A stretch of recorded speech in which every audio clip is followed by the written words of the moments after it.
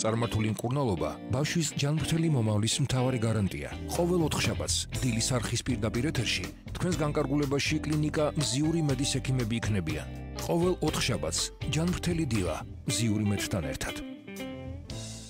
ღია ეთერში დაგიბრუნდით გადაცემით ჯანმრთელი დილა, როგორც ყოველთვის დღესაც აქტუალურ თემაზე ვისაუბრებთ რადიოლოგია ბავშვებში. ჩემი სტუმარია რადიოლოგი შალვა წინსკალაძე. ბატონო შალვა, მოგესალმებით.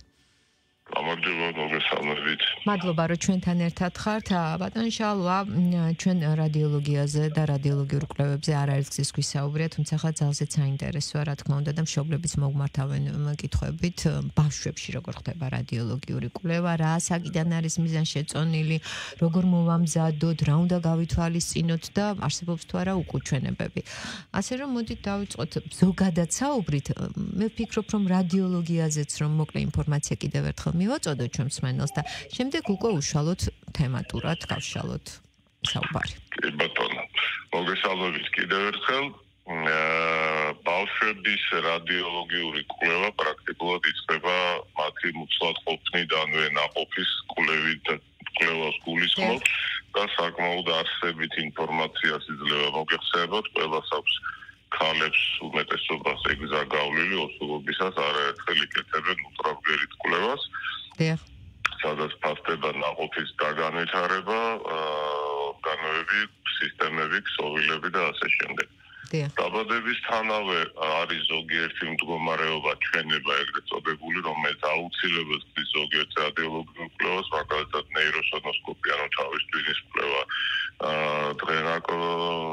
ახალშობილებში და კიდე რამდენიმე გეგმიურად თუ ხარვეზი, რამე გადახრა ნორმიდან ნაყოფის განვითარების პერიოდში იქნა აღმოჩენილი დაბადებამდე.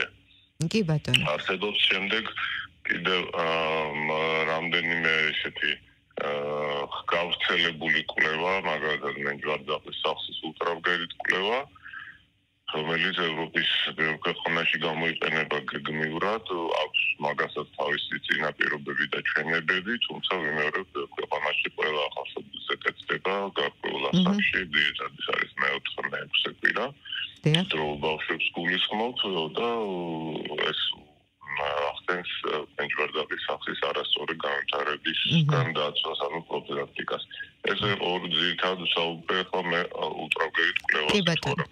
თუ არის ჩვენება, ესე ნაყოფის მოსაყოფის პერიოდს დაუბრუნდები, თავისუფლად ხშირად კეთდება მაგნიტური რეზონანსული კვლევა ნაყოფის ატკი განვითარებულ ქვეყნებში, როდესაც არის ცენტრალური ნერვული სისტემის დაზიანებაზე, ან არასწორ განვითარებაზე, ან სხვა სისტემების არასწორ განვითარებაზე ეჭვი და ის კი არა ამ ბოლო დროს ძალიან ხშირად კეთდება ოპერაციებიც კი რადიოლოგიური კვლევის შემდეგ, რომ ნაყოფზე რაოდენობით უნდა ჟღერდეს ეს და ბავშვები იბადებიან ხშირად იმ აღმოფხრილი ხარვეზით, იმიტომ რომ ნაყოფისავე პერიოდში, მუცადყოფის პერიოდში ხდება განმკურნება ქირურგიული გზით.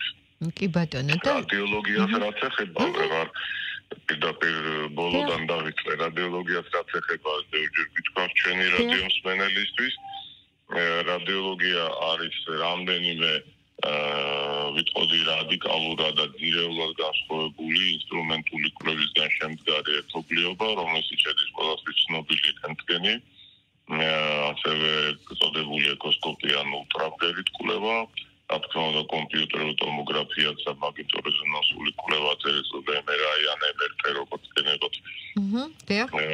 შედგება და კიდე ამ ბოლო დროს დაემატა პოზიტრონ-ემისიური კომპიუტერული ტომოგრაფია და მოკლედ ბევრი ისეთი საინტერესო განშტოება და დამატებები აქვს ამ ძირითად კვლევებს, მათ შორის კონტრასტით, ორმაგი კონტრასტირებით, კონტრასტის გარეშე სხვადასხვა რეჟიმი მაგნიტური რეზონანსული კვლევისა და ასე შემდეგ.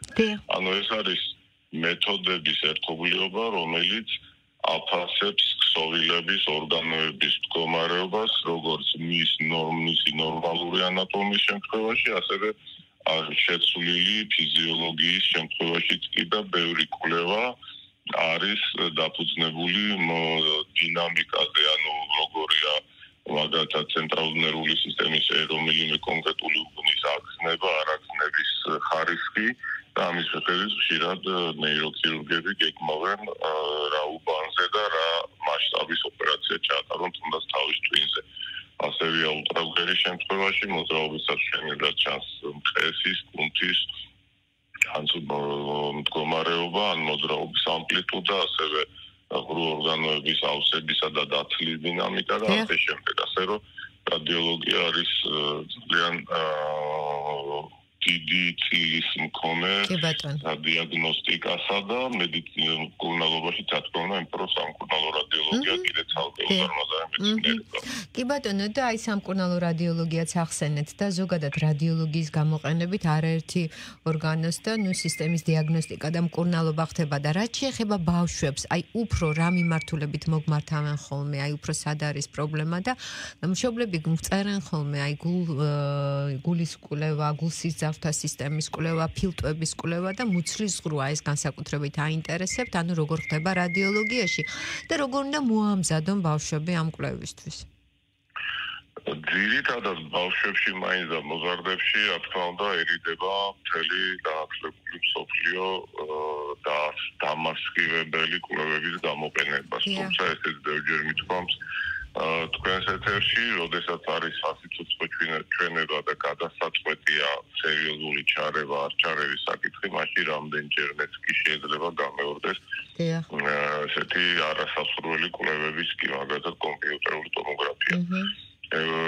შესაბამისად, რაკი ვერიდების ამას თავის დასაბუთება აქვს ათეულობით წლების განმავლობაში კვლევა აჩვენა, რომ ეს დასხივება რბილად რო ვთქვათ არასასურველი, ამიტომ უფრო ტანებიან არადამასხივებელ ან დამზოგებელ კვლევებს, მათ შორის პირველი და წამყვანი არის ულტრავგერა და ვიტყოდი ამის ერთადერთი, იმიტომ რომ ულტრავგერით კვლევის დროს გარდა იმისა, რომ დასხივება არ ხდება, პლუს არ ჭირდება ბავშვის წაძინება, ასე ვთქვათ, ნარკოზი, რომელიც მაგალითად ასევე უსაფრთხო, მაგრამ მაგნიტორეზონანსული კვლევის დროს მძრავად უნდა იყოს პაციენტი და ამიტომ ბავშვი უნდა ეძინოს აუცილებლად. ამიტომ ულტრავგერას აქვს ძალიან დიდი უპირატესობა მაგ მხრივ და ძალიან ფართედ გამოიყენება იგივე გულსატყუწნის დროს და შემდგომშიც. მომზადებას რაც ეხება და გამოყენებას, როგორც გითხარით, არის ჩვენებები, ანუ წინაპირობები, როდესაც აუცილებლად უნდა ჩატარდეს ზოგიერთი კვლევა ულტრავგერის, ეს საფუძველი იქნება ნაყოფის კვლევის დროიდან, როგორც წესი და ასევე არსებობს, როგორც გითხარით, პროფილაქტიკური კვლევები, რომელიც მაღალი ინფორმატიულია და დამზოგველი და მხოლოდ სიკეთე მოაქვს, ასე ვთქვათ, ინფორმაციის და მკურნალობისა და შეფასების თვალსაზრისით. მომზადებას რაც ეხება, ჩვილებს რა თქმა უნდა ვერ მოამზადებენ მშობლები, მაგრამ სასურველია მუცლის ღრუს ან საშარდე სისტემის კვლევისას ნაკლები იყოს მაქსიმალურად დათვლილი აირისგან და განალოვანი მასებისგან. დანარჩენ კვლევას, იგივე გულის კვლევას მომზადება არ ჭირდება, რომელიც თავისუფლად ძალიან ინფორმატიულია და საინტერესო და გულის ფუნქციურ მდგომარეობას და მსხვილი სიზარღვებისას ძალიან კარგად აჩვენებს. ასევე ვახსენე მე ნეიროსონოსკოპია, ანუ თავის ტვინის ულტრავგერით კვლევა, რომელიც ხორციელდება ტიფლი ბანდების გავლით, სანამ მთლიანად გაძვალდება თავის ქალა. ამასაც მომზადება არ ჭირდება.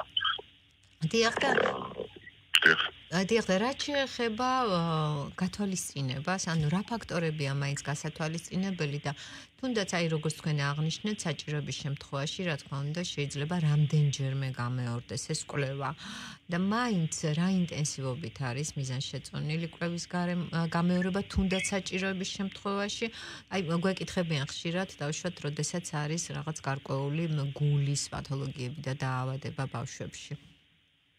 გულის პათოლოგიების შესახებ და თაობაზე ისე როგორც უმეტესობის შესახებ პათოლოგიებისა, დაავადებებისა, ქართულად რო ვთქვათ, მაინც გადაწყვეტილება კვლევების სიხშირე და კვლევების სახეობებზე, ისქება ლაბორატორიული კვლევა თუ რადიოლოგიური კვლევა თუ ფიზიკური დასინჯვა, უნდა მიიღოს ექიმმა. იმიტომ რომ ექიმმა იცის დაავადების მიმდინარეობა, მისი შემადგენლების ხასიათი, ანუ როგორ იყოს სისხლის ანალიზი, რამდენი ხანია ყველა მოსმენით რა იყო ამ წუთში გულის სასუნთქის სისტემის დაავადებებს, ან სხვა დაავადებებს აღარათი იყო, რის შემდეგ დაეწყო რა მეთოდების შემდეგ შემცირდა, ან აგივე მეთოდების შედეგად შემცირდა თუ არა და იყო თუ არა უკეთესობა, ამიტომ მაინც ექიმს მივანდოთ ჯობია ეს ყველაფერი.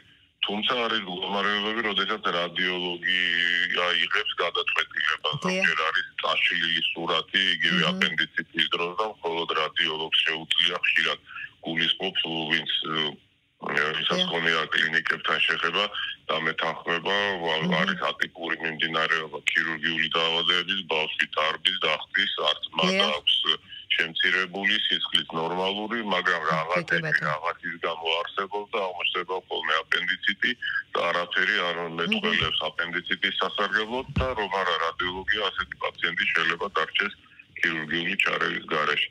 და არის ბევრი არატიპიური მიმდინარეობა, ვიმეორებ, როდესაც რადიოლოგია ამბობს გადამწყვეტ სიტყვას.